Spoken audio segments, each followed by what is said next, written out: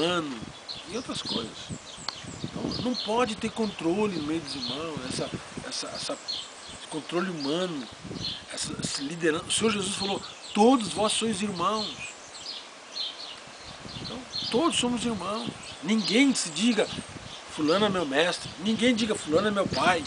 Só existe um pai, só existe um mestre, que é o Senhor Jesus. Todos nós somos tábuas da mesma altura, todos somos sacerdotes. Mas, infelizmente, querem anular o sacrifício de Cristo. Anulando o sacrifício de Cristo, o amor de Deus não vai fluir. O amor de Deus só vai fluir na realidade. Não tendo palavra. Por isso que a primeira coisa assim, lá em Atos, a igreja em Atos, lá em Jerusalém, onde nasceu a igreja mesmo nasceu em Jerusalém. Quando a igreja nasceu em Jerusalém, o que aconteceu? Eles perseveravam, primeira coisa, na doutrina dos apóstolos. Ensinamento apostólico. Então hoje em dia, é muito pouco ensinamento apostólico. Muito pouco. Tem muita atividade, isso e tal, mas a doutrina apostólica é muito pouco. Muito pouco. Consequentemente, a igreja deixa de ganhar muita revelação, muita graça. A igreja perde com isso e podia viver uma vida de expressar Cristo de uma forma bem melhor. Por isso que é necessário que haja uma grande tribulação. Deus sabe, Deus conhece os corações. Então vai chegar um momento que Deus vai permitir que a igreja passe uma grande perseguição para purificar a igreja. A igreja hoje é uma igreja que precisa de passar por essa purificação. Muitos dizem, vamos ser arrebatados, tal. Mas será que é isso mesmo que a palavra de Deus diz? Lá em 1 e 2 Tessalonicenses é bem claro. Tá? Paulo, até muitas vezes a gente diz assim, por que duas cartas? A carta de Tessalonicenses está falando sobre a vinda do Messias, a vinda de Cristo. Então, Paulo falou duas vezes. Mostrou primeiro como vai ser e depois tirou as dúvidas deles de novo. Não pode ter dúvida. Vai haver apostasia e a manifestação do homem do pecado, do anticristo. Mas todo mundo está esperando que Cristo venha antes do anticristo. O povo está esperando avivamento. Em vez da palavra de Deus não diz avivamento, a palavra de Deus apostasia. Claro, entre os milhões, entre os 7 bilhões de pessoas, vai ter um pequeno rebanho, vai ter. Mas não vai dizer que os 7 bilhões vão se converter. Não, de jeito nenhum. Não vai mesmo. É um pequeno rebanho. Né? Vai ter graça, vai ter a fidelidade, mas num pequeno rebanho nesse planeta. O restante não vai ter um compromisso com Deus. Por isso que tem 2 tronos, o tribunal de Cristo e o tribunal do trono branco. Para os que são salvos e para os que estão perdidos.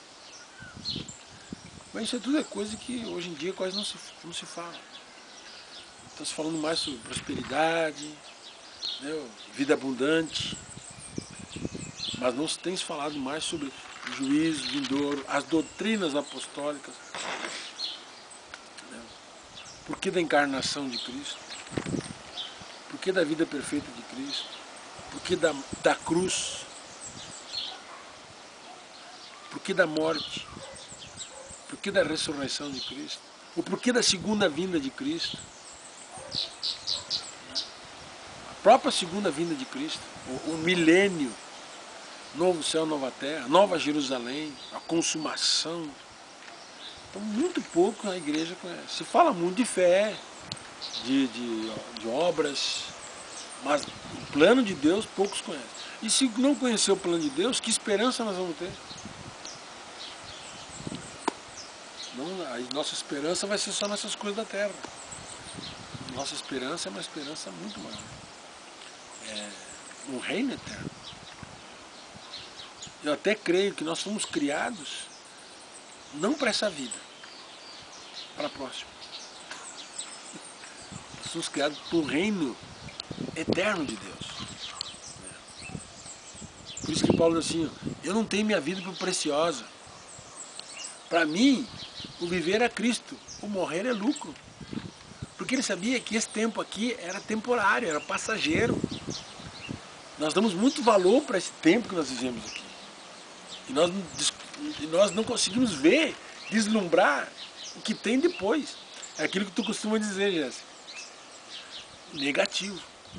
Isso tudo aqui é lindo. Dá uma passada assim, olha só. É lindo. Olha só que jardim maravilhoso. Tá? Isso aqui é lindo. É lindo. Mas isso aqui ainda é o negativo.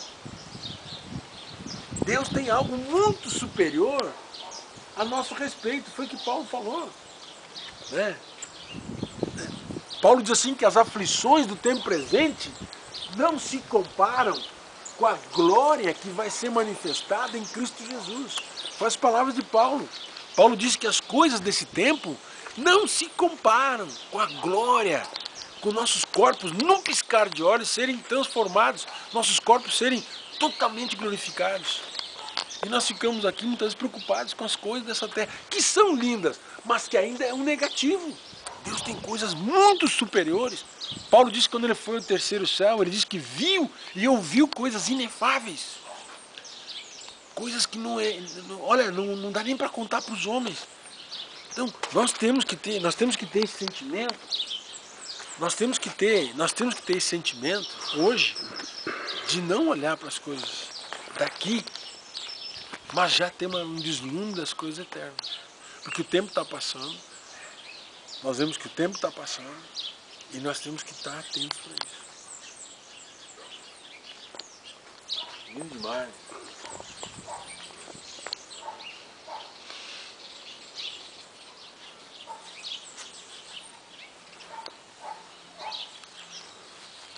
Então essa maneira como Deus está fazendo a obra dele, né? Temos que nos arrepender a cada dia, porque a nossa luta não é contra carne e sangue. Muitas vezes nós não reconhecemos que há a questão da carne e a questão de principados e potestades, hostes espirituais da maldade. Então nós temos que estar atentos para isso aí, não ficarmos preocupados com aquelas coisas do dia a dia da vida, comer, beber e vestir, porque Deus tem que cuidar de nós. Então, Deus cuida de cada um dos seus filhos, Ele tem que cuidar de nós. E nós temos que cuidar das coisas de Deus. Foi para isso que o Senhor nos criou, Ele nos criou para o louvor da sua glória. Então Deus nos abençoe cada dia e possamos nos voltar para Deus cada vez mais. O profeta Isaías já disse uma coisa, ele disse assim, conheçamos e prossigamos em conhecer o Senhor, porque Ele pertence toda a honra e toda a glória. O escritor de Eclesiastes, o pregador, ele disse assim, no fim de tudo que ele escreveu, ele fez uma descrição do céu, terra, mar, descreveu os vulcões, debaixo, no centro da terra, a terra está queimando, há um fogo imenso no centro da terra, tudo isso aí, a atmosfera, os animais, tudo. Ele falou sobre tudo, ele disse que discorreu sobre tudo, mas no final ele disse, o fim de tudo que se tem ouvido, o fim teme a Deus e guarda os seus mandamentos, porque esse é o dever de todo homem. Encerrando, quero dizer ainda, Paulo disse que todo homem é inexcusável diante de Deus pelas coisas que Deus criou. Tudo que nós estamos vendo aqui é uma prova que Deus existe. Isso é uma prova natural da grandeza de Deus.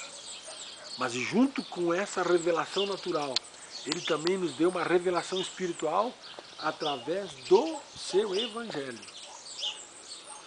O Evangelho é o poder de Deus para a salvação de todo aquele que crê. Nós temos duas opções que Deus nos dá. Nós somos inexcusáveis pelas coisas que Deus criou.